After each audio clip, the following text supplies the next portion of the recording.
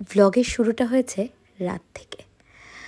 রাতে যেমন বলেছিলাম বাদাম ভিজিয়ে রাখা, ঠিক তেমনভাবে বাদাম ভেজানো, চিয়া সিডস দুধ দিয়ে ভেজানো সবটাই আমি সেরে রাখছিলাম, কারণ পরের দিন আমার ছুটি কাটিয়ে এবার কাজে ফেরার পালা।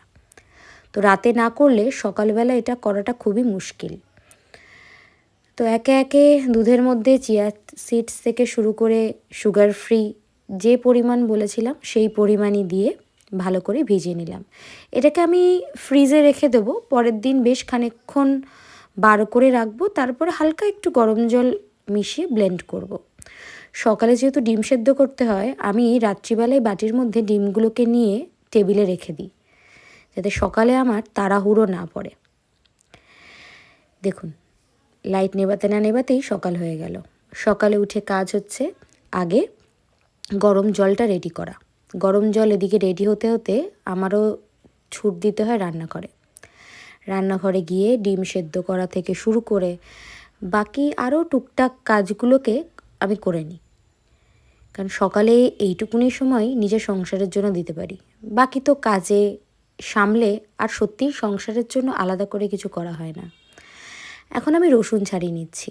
দেবাশিসকে আমি রোজ সকালে 1 কোয়া করে রসুন দিই। শুনেছি রসুন খাওয়া নাকি ইমিউনিটির জন্য খুব ভালো।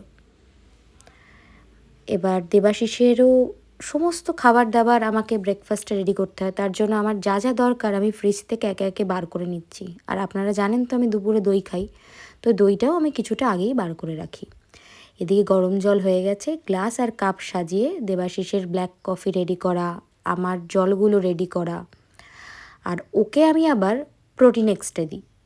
ও অন্য কোনো প্রোটিন সাপ্লিমেন্ট খায় না, তো আমি ওকে প্রোটিন এক্সট্রাই দিচ্ছি। ওর আবার চকলেট ফ্লেভারটা খুব পছন্দ, তো ওকে ওর জন্য আমি ওইটাই নিয়ে আসি, খেয়েও নেয়। তবে হ্যাঁ, আমি আগে জলের মধ্যে 2 স্কুপ প্রোটিন পাউডার দিই, তারপরে ওর মধ্যে আমি স্লিম অ্যান্ড ট্রিম মিল্কটা মিশিয়ে দিই। ব্যাস হয়ে গেল ওর ব্রেকফাস্ট রেডি। এবার একে একে চাপা দিয়ে এবার আমি অন্যান্য কাজগুলো সেরে নেব। দেবাশিসবাবু তখনও ঘুম থেকে ওঠেনি, তার আগেই আমাকে উঠেই এইগুলোকে সব সেরে ফেলতে হয়, কারণ একে একে পরপর পরপর খেয়ে তবেই আমি বেরোবো। তো দেখুন, যা যা বলেছিলাম ভিডিওতে সেগুলোই কিন্তু আমি এখানে দেখাচ্ছি, আলাদা করে কিন্তু কিচ্ছু আমি দেখাচ্ছি না। ওর রসুন রেডি, আর এই যে আমার ভেজানো বাদাম। এবার আমাকে নিয়ে যেতে হবে, তার জন্য আমি বেদানাটা মাপ করে নিচ্ছি এবং দেখছি যে ওটা আদৌ 200 গ্রাম কিনা। অনেক সময় 200 গ্রামের বেশিও হয়ে যায়, কিন্তু স্যার বলেন যে ফলের এই বেশি ওজনটাও কিন্তু খুব একটা খারাপ হয় না, ওই জন্য বেশি হলে খেয়ে নিই।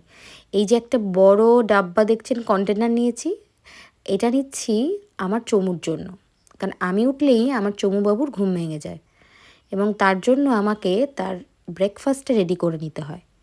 আপনারা ভাবছেন তো যে এই চমুবাবুকে, একটু ধৈর্য ধরুন, দেখতে পাবেন যে কে আমার এই চমুবাবু। আবার দুপুরের এবং বিকেলের সমস্ত বাদামটাও রেডি করতে হয়।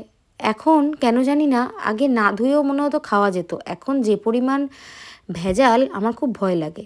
সেই জন্য আমি কি করি, যে বাদামটাই নিই না কেন, সকালে খেলে রাতে ভেজাই, আর দুপুরের জন্য হলে সকালবেলা ওই যখন গরম জল করি একটু বেশি করে নিই, ওইটা দিয়েই ভিজিয়ে নিই। এতে দেখি জল থেকে কালারের মতো রং বেরোয়।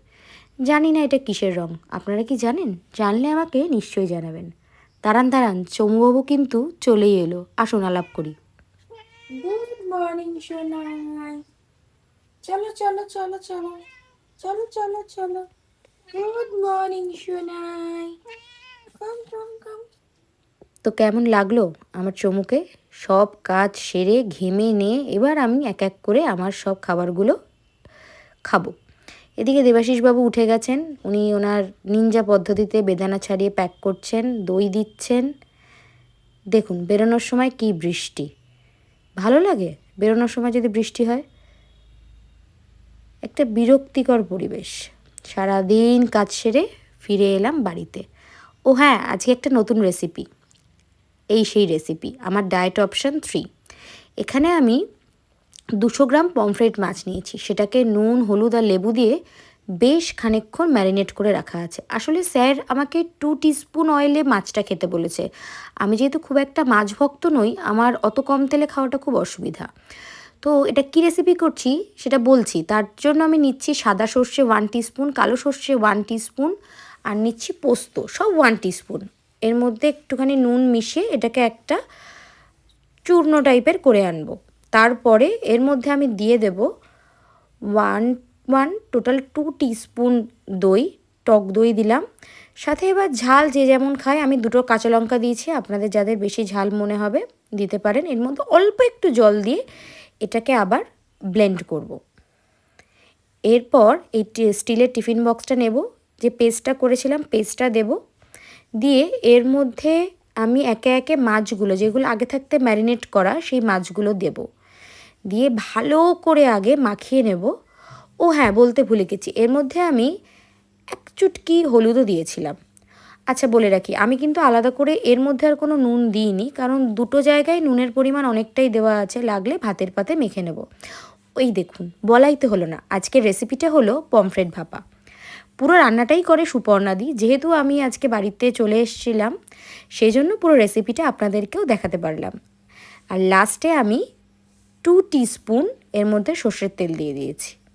আর সাথে চাইলে আপনারা একটা কাঁচা লঙ্কা দিতেই পারেন, আমি একটু ঝালটা বেশি খাই বলে এর মধ্যে আমি একটা কাঁচা লঙ্কাও অ্যাড করলাম। এরপর ব্যাস ঢাকনিটা আটকে ভালো করে ভাপিয়ে নিলেই কিন্তু রেডি হয়ে যাবে আমাদের পমফ্রেট ভাপা। বলতে বলতে দেখুন রেডিও হয়ে গেছে। এই হচ্ছে পমফ্রেট ভাপা, আর সাথে আমি খাই হচ্ছে ব্রাউন রাইস 180 গ্রামস। এটা হলো আজকে আমার ডিনারের মেনু। চলুন তাহলে গল্প করতে করতে থালাটা সাজিয়ে নিই। আচ্ছা, বলেছিলাম না ওয়েটটা বলবো, তো আজকে সকালে খালি পেটে আমার ওয়েট হয়েছে 67.05। গতকাল কিন্তু আমার এটা ছিল 67.75। তাহলে বুঝলেন তো, সঠিকভাবে ডায়েট করে পেট ভরে খেয়েও কিন্তু ওজন কমানো যায়।